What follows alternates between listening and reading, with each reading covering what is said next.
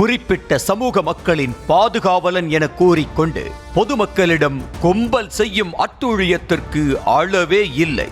அப்படி ஒருவரது ஆதரவாளர்களால் சுங்கச்சாவடி அடித்து நொறுக்கப்பட்டதோடு ஊழியர்களும் ரத்தம் சொட்ட சொட்ட அமர்ந்திருக்கும் காட்சிகள்தான் இவை. தூத்துக்குடி மாவட்டம் பசும்பொன் நகர் பகுதியில் பசும்பொன் முத்துராமலிங்க தேவர் பாதுகாப்பு இயக்கத்தின் நிறுவன தலைவர் இசக்கி ராஜாவின் பிறந்த நாள் விழா கொண்டாடப்பட்டது.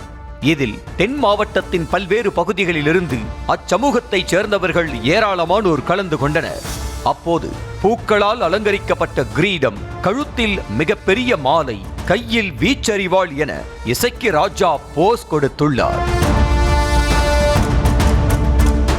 நிகழ்ச்சி முடிந்ததும் அந்த இயக்கத்தைச் சேர்ந்த அனைவரும் சொந்த ஊருக்கு திரும்பிக் கொண்டிருந்த போது வாகைக்குளம் சுங்கச்சாவடியில் ஊழியர்கள் கட்டணம் கேட்டு வாகனத்தை நிறுத்தியுள்ளனர். அப்போது இசக்கி ராஜாவுடன் சென்றவர்கள் சுங்க கட்டணம் தர முடியாது என கூறியதாக தெரிகிறது.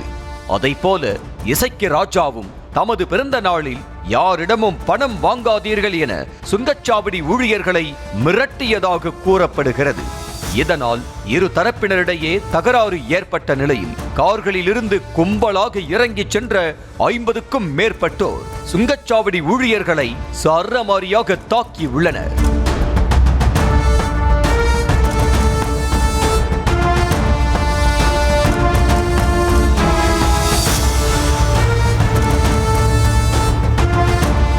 மேலும் சுங்கச்சாவடியில் இருந்த CPU, மெஷின், நாற்காலி உள்ளிட்ட பொருட்களை அடித்து நொறுக்கி அட்டூழியத்தில் ஈடுபட்டனர்.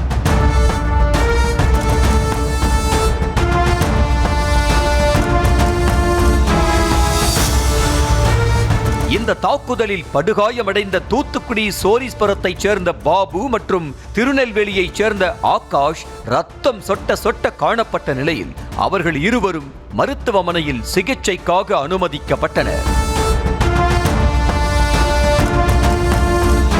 தென் மாவட்டங்களில் சாதிய கொலைகள், பழிக்கு பழி சம்பவங்கள் அதிகரித்து வருவதாக கூறப்படும் நிலையில் இதுபோன்று அட்டூழியம் செய்யும் நபர்கள் மீது காவல்துறையினர் உடனடியாக நடவடிக்கை எடுத்து பொதுமக்களிடையே சமூக நல்லிணக்கத்தை ஏற்படுத்த வழிவகை செய்ய வேண்டும் என சமூக ஆர்வலர்கள் கோரிக்கை விடுத்துள்ளனர்.